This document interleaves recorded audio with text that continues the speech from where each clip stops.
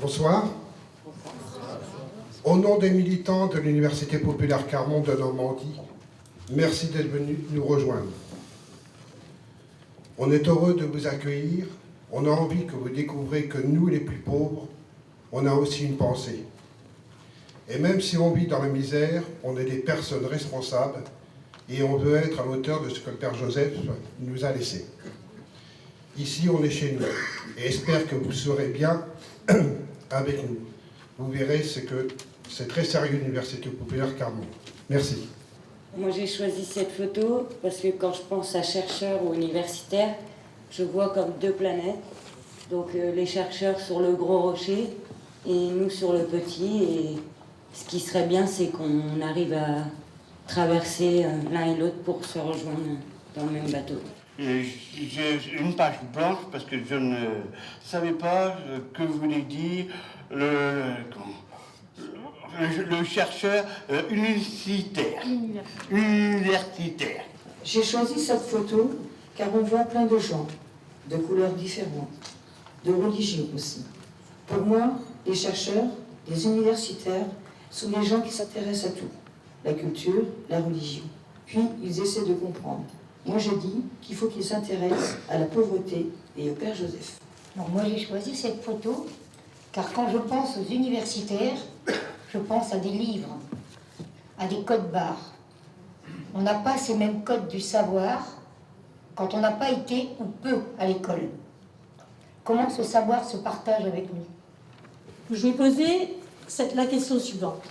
En quoi, alors je m'adresse plutôt à nos amis chercheurs et universitaires, en quoi cette pensée de Joseph Wresinski vous nourrit et vous responsabilise? Ça, c'est pour nos amis chercheurs et universitaires. Et pour nos amis du mouvement, des militants, c'est en quoi le combat ou le défi devant lequel le Père Joseph nous a mis, nous anime et nous responsabilise. Des petits, je l'ai toujours connu parce que ma mère y faisait partie. Et du coup, je voyais ma mère que ça l'aidait le mouvement et que je la sentais beaucoup plus soulagée quand elle rentrait à la maison. Et du coup, je me disais que c'était un endroit où on était libre et qu'on pouvait vraiment être nous-mêmes. Et du coup, ça m'intéressait beaucoup. Et à partir du moment où j'ai commencé à demander à venir, vu que j'étais jeune, à demander à venir dans le mouvement et qu'on m'a dit que j'étais tout à fait capable d'y aller, mais que c'était un engagement et que c'était pas à prendre à la légère, vu que j'étais jeune, il fallait pas que je fasse n'importe quoi. Et ben, à partir de ce jour-là, je me suis dit que ma place était vraiment à l'intérieur du mouvement et que j'ai pas connu le Père Joseph, mais j'ai l'impression que c'est quand même mon deuxième père et qu'il m'a appris que je suis devenue la personne que je suis grâce au Père Joseph, parce que c'est lui qui nous a créé ce mouvement et c'est lui qui nous a créé cet espace où qu'on peut être libre et qu'on peut dire nos paroles et nos ressentis. Et je trouve que ça, c'est une opportunité qu'il faut pouvoir transmettre aux personnes qui ont encore peur de venir dans des endroits comme ça. Et ma responsabilité, c'est d'en parler et surtout pas avoir peur. Je fais des fois des conformations, j'ai fait des formations, travailler aussi un peu sur le croisement des savoirs, mais en ce moment je fais un peu moins parce que j'ai une grande responsabilité, puisque j'ai ma mère qui est très bien malade et c'est très dur pour moi pour vraiment m'en occuper. Et bon, pour tout de suite, ça va un peu mieux.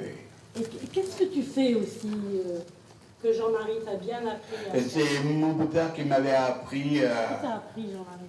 À discuter, à prendre contact avec des gens, tout ça. À prendre des nouvelles de toutes les personnes. Exactement. Ma responsabilité aujourd'hui, c'est de penser aux familles, aux parents qui n'ont pas leurs enfants, qui ont les enfants placés. Et je fais valoir le droit à l'accompagnement.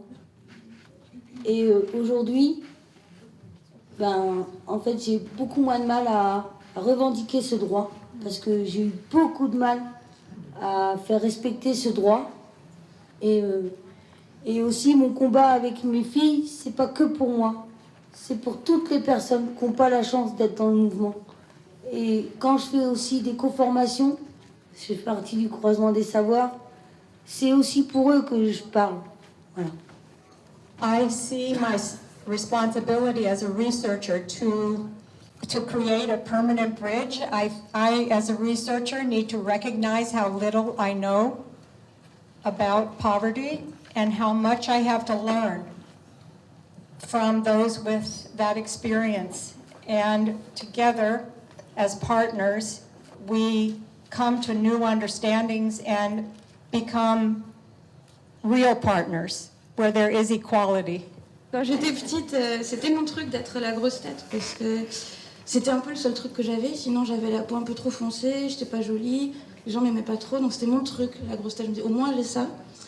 Et la pensée du père Joseph et du mouvement, elle a bousculé ce fondement en fait de supériorité. Et elle m'a fait me rendre compte que de la violence que moi je pouvais exercer en me disant, bah moi, j'ai une tête et peut-être pas toi.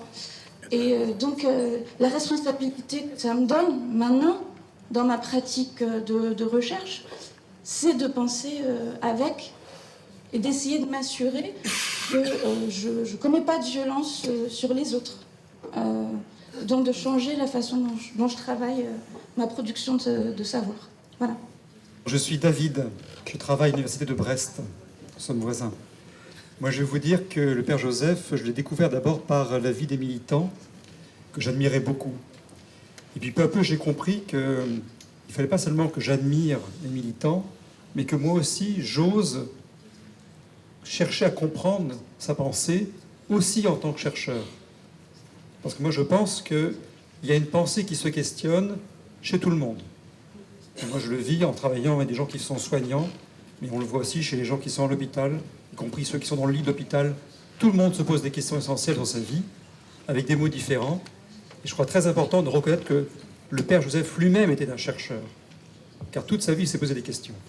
Donc moi en tant que philosophe maintenant, je le découvre aussi par ses textes, et je commence à penser avec lui.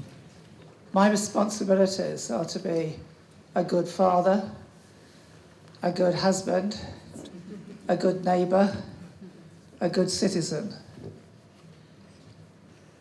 As a teacher, my responsibilities are to encourage my students to question everything.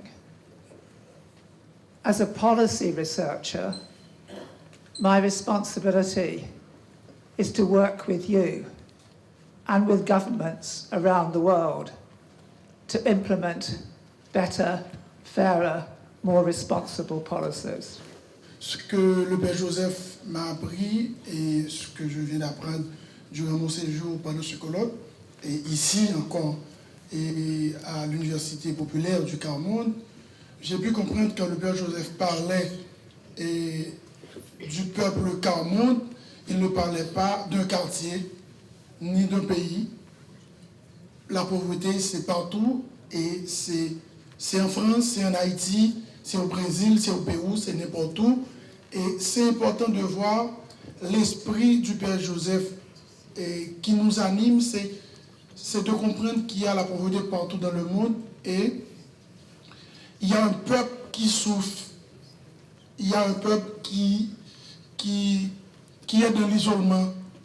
Et ma responsabilité à moi, c'est en tant que militant des droits de l'homme, surtout, en tant qu'employé d'un bureau de protection des droits de l'homme, je m'engage à aller vers l'autre, à aller les chercher. Et ça, c'est une responsabilité. Je m'engage à le faire. Donc moi, je n'ai pas connu le Père Joseph, mais j'ai connu le mouvement quand j'étais petit, à travers Tapori, qui est la branche enfance d'ATD Quart-Monde. Et donc, au cours de l'histoire, on est 20 ans actuellement avec des enfants qui connaissent un peu des situations difficiles, des enfants de familles très pauvres et des enfants de familles riches qui sont réunis ensemble. On est également avec des familles. On a appris beaucoup de choses avec les enfants. Les enfants nous ont montré que par la solidarité, la fraternité et l'amitié, on peut amener les adultes à voir les choses autrement. Les familles qui sont aussi dans des situations difficiles nous ont appris que, en cherchant à faire connaître leurs pensées et leur intelligence à la société, on peut trouver de bonnes façons de bâtir le développement. C'est là où ma responsabilité devient un peu difficile, parce que, au moins ici, vous avez des chercheurs qui vous soutiennent, mais chez nous, aucun chercheur ne soutient l'expérience et la pensée des plus pauvres. Et ma première responsabilité actuellement, c'est de faire en sorte que cette expérience et cette pensée soient reconnues par les chercheurs et le développement à Bukavu. Et la deuxième responsabilité qui est très difficile par rapport à la première, c'est faire en sorte que même les parents reconnaissent qu'on a aussi des choses à apprendre des enfants. Merci. Entre tout ce que les militants viennent de partager, combien le Père Joseph a laissé des traces, entre tout ce que vous, chercheurs universitaires, vous vous êtes laissé atteindre, rejoindre, à partir de là, cette question, avons-nous des attentes les uns des autres? Vous, les chercheurs, qu'attendez-vous des militants? Vous, les militants, vous qui connaissez la pauvreté, qu'attendez-vous de ceux qui recherchent, de ceux qui sont à l'université? Donc moi, ce que j'attends des chercheurs et des universitaires, c'est qu'ils nous aident à avancer, pas avancer, mais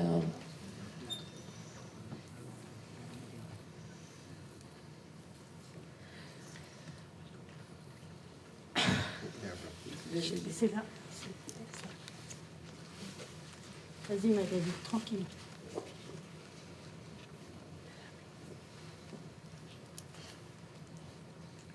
À nous aider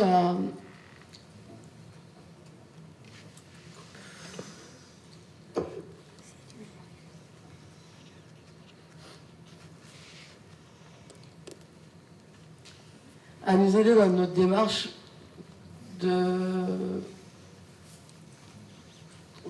parce qu'en fait, je vais un peu mêler des choses, mais bon, voilà quoi. Nous, en tant que militants, on vit des choses difficiles et on n'a pas tous les outils en main. Et ce qu'on a envie, ce que moi j'attends des chercheurs et des universitaires qui nous aident, qui nous donnent des outils. Vous avez appris par la militance et par l'engagement comme volontaire la résistance. Et je pense que c'est un don que vous pouvez faire aux universitaires et aux chercheurs d'oser être des résistants. Oser d'être résistants là où ils sont. Parce que dans les universités et les lieux de recherche aussi, il y a des théories et des enseignements pour asservir l'homme. Et nous avons quelquefois à avoir le courage de résister à ces théories. Merci. On a besoin de votre travail, c'est ça qui va nous nourrir. On a besoin de votre expertise. C'est pas nous les experts. Nous, on est des bricoleurs. Ouais. Et on travaille avec quoi? Avec de la matière humaine, normalement, à moins qu'on soit une grosse tête. Mais on peut des fois avoir une grosse tête, mais on a aussi parfois le cœur gros. Et on a besoin donc que vous nous apportiez, vous, votre témoignage, et à ce moment-là, on peut aussi travailler là-dessus. Et je suis complètement d'accord avec ce qu'a dit mon jeune frère, cette fois-ci, du Congo. Et c'est pour ça qu'on a besoin véritablement de vos histoires. C'est ça qui nous permet de comprendre. Moi, je trouve qu'on peut partager certaines choses de notre vécu, mais le témoignage de dire, et puis après, on fait plus partie du projet après notre témoignage, moi, j'aime pas ça.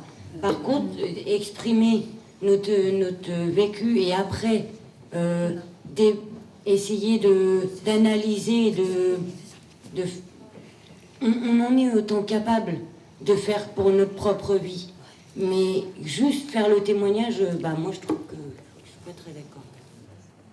Ce qui serait vraiment important par rapport à tout ce que j'ai entendu des chercheurs et des universitaires, c'est qu'on nous restitue notre propre histoire à travers le Père Joseph. Tout ce que j'ai entendu là, on ne connaît pas le Père Joseph social, ce qu'il a apporté à la société. Et moi, je l'ai découvert pendant ces quelques jours-là, avec les universitaires et les chercheurs. Et mon souhait serait que vous tous, les militants, vous le trouvez, je ne vais pas dire le mot, que vous puissiez l'accaparer comme les chercheurs l'ont trouvé, comment ils nous l'ont partagé pendant ces quelques jours, et que vous-même entendiez ça, entendiez les phrases qu'ils ont dites, ce qu'ils ont découvert en tant qu'humanité, grâce au Père Joseph et grâce à vos vies, grâce à nos vies de misère. Et ça serait vraiment, ça serait pour moi, ça serait un grand souhait qu'il vous soit restitué comme ça. Et puis, je suis entièrement d'accord qu'il faut continuer en croisant les savoirs. Qu'on soit de la pauvreté ou qu'on soit né d'un milieu aisé, on n'a rien choisi de tout ça. C'est vrai, dans le fond, on n'a pas choisi. C'est comme ça. C'est la vie qui se présente comme ça. Donc, on n'a pas choisi ça, mais ce qu'on choisit, c'est de prendre nos responsabilités par rapport à ça et les uns envers les autres. C'est ce qu'on a tenté de démarrer ce soir.